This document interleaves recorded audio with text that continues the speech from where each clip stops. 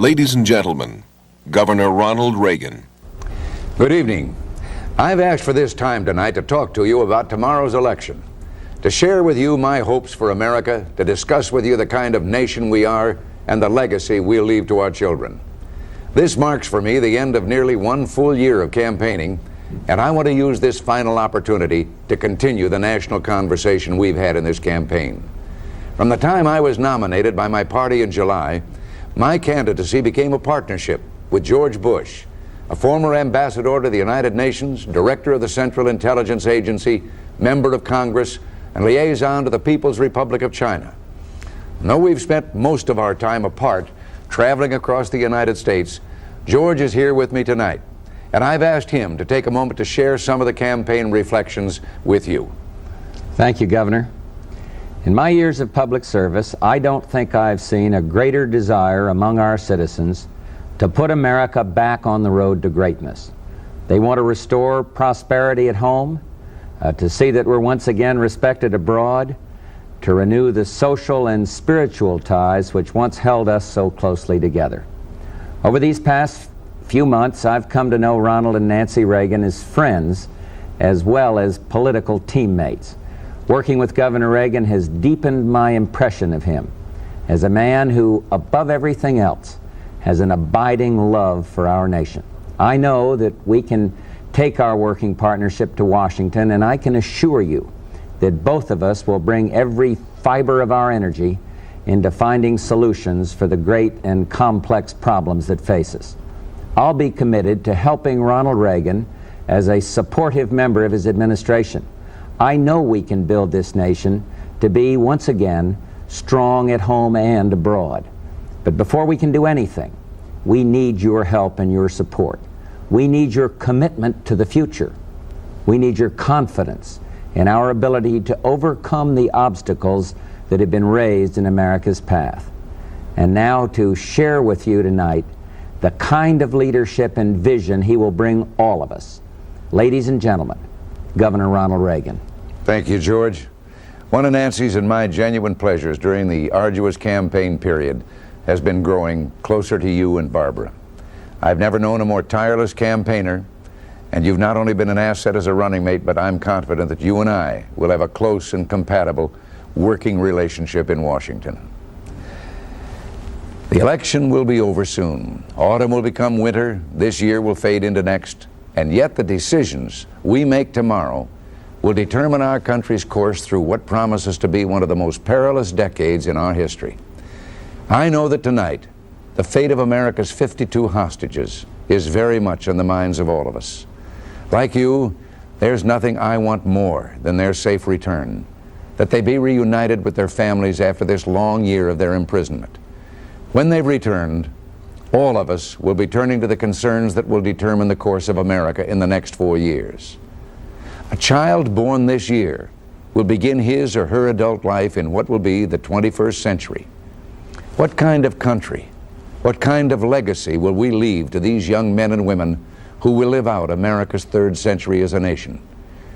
In thinking about these questions, many Americans seem to be wondering, searching, feeling frustrated, and perhaps even a little afraid. Many of us are unhappy about our worsening economic problems, about the constant crisis atmosphere in our foreign policy, about our diminishing prestige around the globe, about the weakness in our economy and national security that jeopardizes world peace, about our lack of strong, straightforward leadership.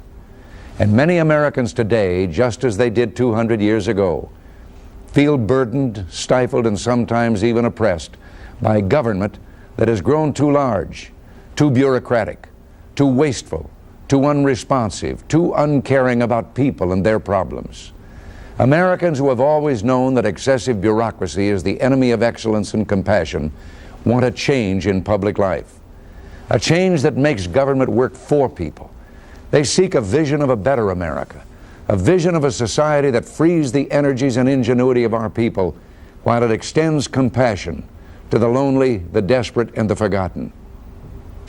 I believe we can embark on a new age of reform in this country and an era of national renewal, an era that will reorder the relationship between citizen and government, that will make government again responsive to people, that will revitalize the values of family, work, and neighborhood, and that will restore our private and independent social institutions. These institutions always have served as both buffer and bridge between the individual and the state. And these institutions, not government, are the real source of our economic and social progress as a people. That's why I've said throughout this campaign that we must control and limit the growth of federal spending, that we must reduce tax rates to stimulate work and saving and investment. That's why I've said we can relieve labor and business of burdensome, unnecessary regulations and still maintain high standards of environmental and occupational safety. That's why I've said we can reduce the cost of government by eliminating billions lost to waste and fraud in the federal bureaucracy, a problem that is now an unrelenting national scandal.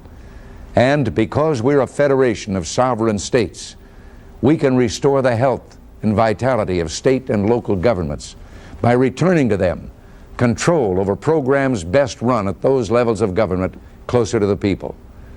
We can fight corruption while we work to bring into our government women and men of competence and high integrity.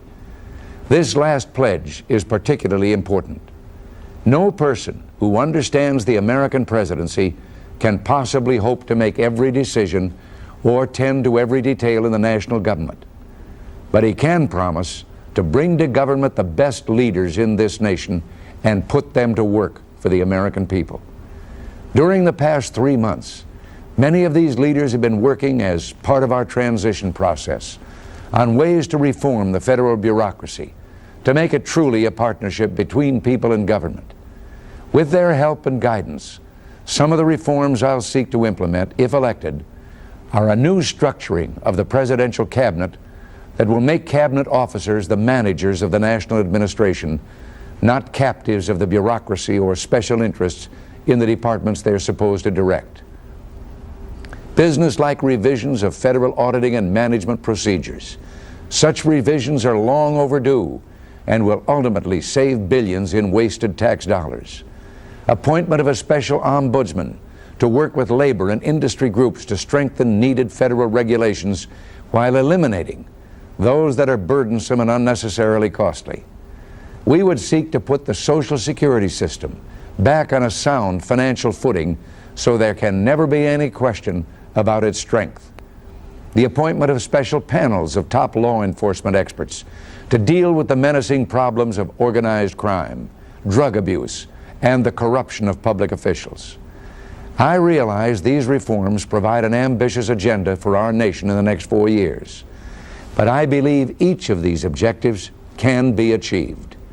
In accomplishing these goals, it will be imperative to establish a close working relationship with the new Congress. No objective will be more important to me if I am elected president than that of opening a new era of cooperation between the executive and legislative branches of government. These are much more than promises made in an election campaign.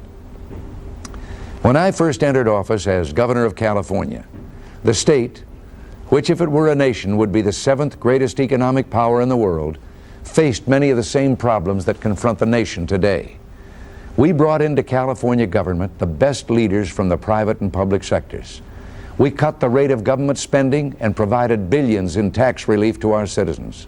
We brought the state back from bankruptcy by working closely with the legislature in constructing a welfare program that put cheaters off the rolls, reducing them by some 350,000, while it increased benefits to the truly needy. The Urban Institute, a Washington nonprofit scholarly foundation, recently referred to this program as a major policy success. That's why I'm confident we can effect the reforms I've mentioned, reforms that will get government off our backs, out of our pockets, and up to the standards of decency and excellence envisioned by the Founding Fathers. But beyond even these reforms, as important as they are, there is something more, much more, that needs to be said tonight. That's why I want to talk with you not about campaign issues, but about America, about us, you and me. Not so long ago, we emerged from a world war.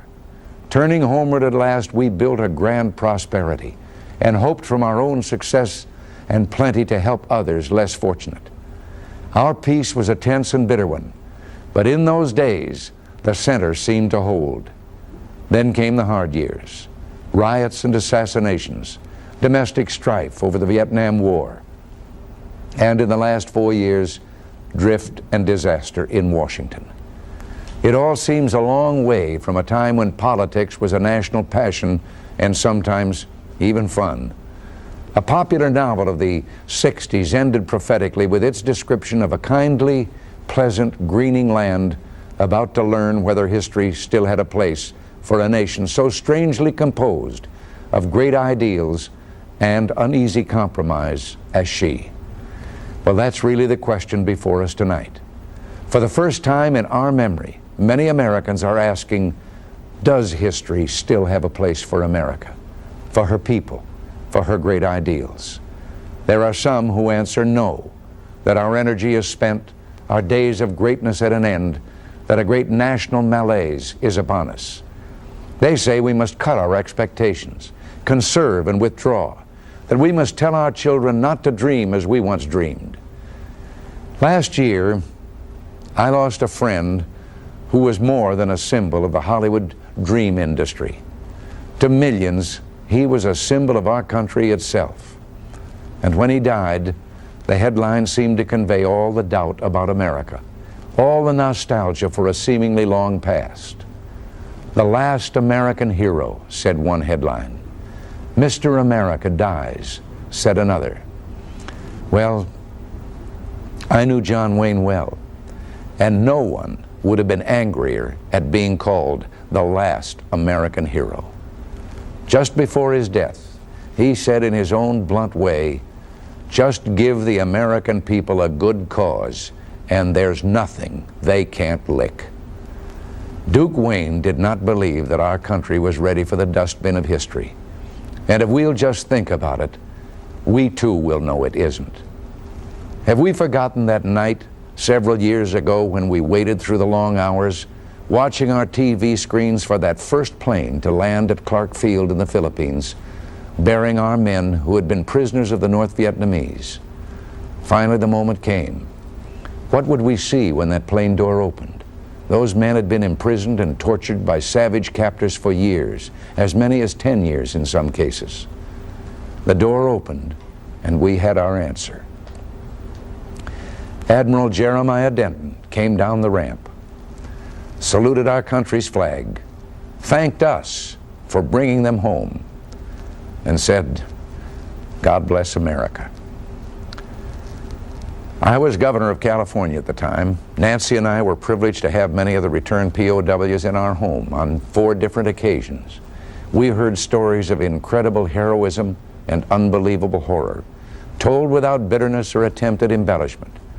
We saw 2 men meet in our home, hear each other's name, and throw their arms around each other. They were the closest of friends. They knew every detail of each other's life. They were seeing each other for the first time in their lives there in our home. Their friendship had been built up over the years, tapping in code on the wall that divided their solitary confinement cells. One night, after such an evening ended, I asked Nancy, where did we find such men? Well, the answer came to me as quickly as I'd asked the question. We found them where we've always found them. In our shops, on our farms, on our city streets, in our villages and towns. They are just the product of the freest society the world has ever known. There were astronauts, Virgil Grissom, Ed White, and Roger Chaffee, who died as other Americans have died in opening new frontiers. Their courage was remembered when later the message came back to Earth from other astronauts, the Eagle has landed. Man had set foot on the moon. These were not the deeds of men who set out to be heroes. In many ways, they were ordinary Americans whose spontaneous response to time and circumstance gave us a glimpse into the soul of this country and the enduring vigor of our people. Do not mistake me. No reasonable man who sees the world as it is, who views the deterioration of our economy, the waning of our relationships with our allies, the growth of Soviet might, and the sufferings of our recent past could underestimate the difficulties before us. But I wonder if those who doubt America have forgotten that just as in the lives of individuals, so too in the lives of nations, it is always when things seem most unbearable that we must have faith that America's trials have meaning beyond our understanding. Since her beginning, America has held fast to this hope of divine providence, this vision of man with God. It is true that world peace is jeopardized by those who view man not as a noble being, but as an accident of nature, without soul, and important only to the extent that he can serve an all-powerful state. But it is our spiritual commitment, more than all the military might in the world, that will win our struggle for peace. It is not bombs and rockets, but belief and resolve. It is humility before God that is ultimately the source of America's strength as a nation. Our people always have held fast to this belief, this vision, since our first days as a nation. I know I've told before of the moment in 1630 when the tiny ship Arabella, bearing settlers to the New World, lay off the Massachusetts coast. To the little band of settlers gathered on the Jack, John Winthrop said, "We shall be a city upon a hill. The eyes of all people are upon us, so that if we shall deal falsely with our God in this work we have undertaken, and so cause him to withdraw his present help from us, we shall be made a story and a byword throughout the world." Well, America became more than a story or a byword, more than a sterile footnote in history. I have quoted John Winthrop's words more than once on the campaign trail this year, for I believe that Americans in 1980 are every bit as committed to that vision of a shining city on a hill as were those long ago settlers. We celebrated our 200th anniversary as a nation a short time ago. Fireworks exploded over Boston Harbor. Arthur Fiedler conducted thousands. Thousands cheered and waved Old Glory. These were not just images of a bicentennial.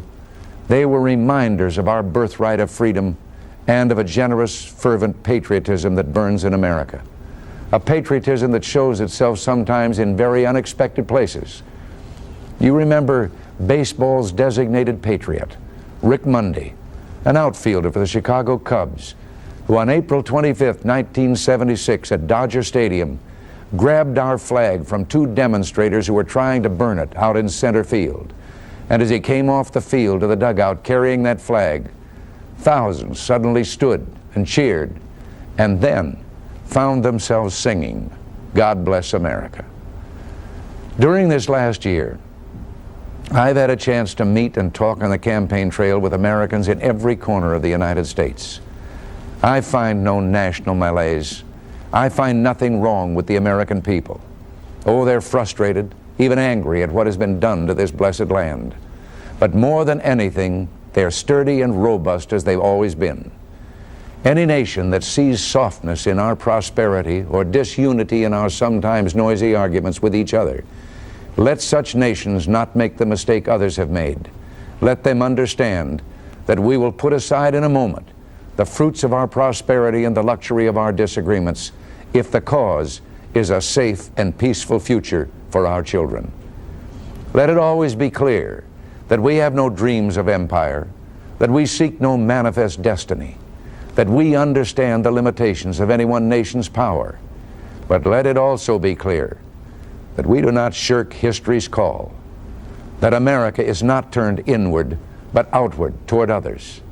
Let it be clear that we have not lessened our commitment to peace, or to the hope that someday all of the peoples of the world will enjoy lives of decency, lives with a degree of freedom, with a measure of dignity. Together, tonight, let us say what so many long to hear, that America is still united, still strong, still compassionate, still clinging fast to the dream of peace and freedom, still willing to stand by those who are persecuted or alone, for those who seek the right to self-determination without interference from foreign powers. Tonight, let us speak to them, for those who suffer from social or religious discrimination, for those who are victims of police states or government-induced torture or terror, for those who are persecuted, for all the countries and people of the world who seek only to live in harmony with each other. Tonight, let us speak for them. And to our allies who regard us with such constant puzzlement and profound affection, we must also speak tonight. To our Canadian neighbors who so recently rescued Americans in Tehran, to the people of Great Britain, to whom ties of blood, language, and culture bind so closely, to the people of France, who midwifed our birth as a nation, to the people of Germany and Japan with whom we bound up the wounds of war, to the people of Ireland and Italy, and all the ethnic communities whose national heritages have enriched this nation and become our own, to the people of Israel, with whom we enjoy the closest of friendships, to the people of Latin America, Australia, the Philippines, Taiwan, Korea, to all our allies, great and small, we say tonight, at last, the sleeping giant stirs and is filled with a resolve that we will win together our struggle for world peace, our struggle for the human spirit. And to the people of Africa, we say that we seek a lasting, just, and close relationship. To the people of China, with whom we have begun the first important steps of friendship, let it be known to them that we mean for that friendship to bring our peoples closer together. To the people of Russia, if only we could speak to them without their government intervening, they would know our willingness to build an enduring peace. Tonight, my fellow Americans, we've reached deep into our national past, remembered the words and deeds of great men who've gone before us. But before I close, I want to leave you a speech by a man not so well remembered in history, but those words spoken on the eve of our struggle for independence should uplift and inspire now as surely as they did in 1775. Joseph Warren, a Boston doctor, left us these words before giving his life at Bunker Hill. Our country is in danger, but not to be despaired of. On you depend the fortunes of America. You are to decide the important question on which rests the happiness and liberty of millions yet unborn. Act worthy of yourselves. Tomorrow morning, you will be making a choice between different visions of the future. Your decision is a uniquely personal one. It belongs to no one but you. It will be critical in determining the path we'll follow in the years ahead. If you feel that Mr. Carter has faithfully served America with the kind of competence and distinction which deserve 4 more years in office, then you should vote for him. If he has given you the kind of leadership you're looking for, if he instills in you a pride for our country and a sense of optimism about our future, then he should be reelected. But consider these questions as well when you finally make your decision. Are you more confident that our economy will create productive work for our society, or are you less confident? Do you feel you can keep the job you have or gain a job if you don't have one? Are you satisfied that inflation at the highest rates in 33 years were the best that we could do? Are interest rates at 14.5% something you're prepared to live with? Are you pleased with the ability of young people to buy a home, of the elderly to live their remaining years in happiness, of our youngsters to take pride in the world we have built for them? Is our nation stronger and more capable of leading the world toward peace and freedom, or is it weaker? Is there more stability in the world, or less? Are you convinced that we have earned the respect of the world and our allies, or has America's position across the globe diminished? Are you personally more secure in your life? Is your family more secure? Is America safer in the world? And most importantly, quite simply, the basic question of our lives, are you happier today than when Mr. Carter became President of the United States? I cannot answer those questions for you. Only you can. It is autumn now in Washington, and the residents there say that more than ever during the past few years, Americans are coming to visit their capital. Some say because economic conditions rule out more expensive vacations elsewhere. Some say an election year has heightened interest in the workings of the national government. Others say something different. In a time when our values, when our place in history is so seriously questioned, they say Americans want their sons and daughters to see what is still for them and for so many other millions in the world, a city offering the last best hope of man on earth. You can see them, these Washington visitors, looking for the famous as they walk through congressional hallways. See them as they return silent and tight-lipped to tour buses that brought them for a walk through rows of white crosses in Arlington Cemetery.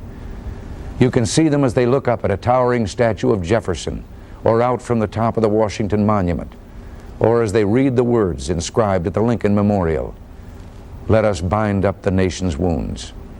These visitors to that city on the Potomac do not come as white or black, red or yellow.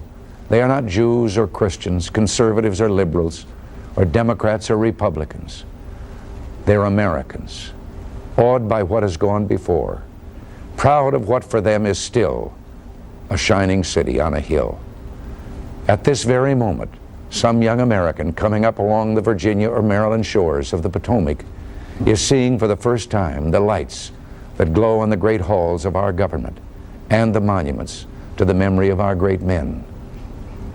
Let us resolve tonight that young Americans will always see those Potomac lights, that they will always find there a city of hope in a country that is free. And let us resolve they will say of our day and of our generation that we did keep faith with our God, that we did act worthy of ourselves, that we did protect and pass on lovingly that shining city on a hill. Thank you and good night.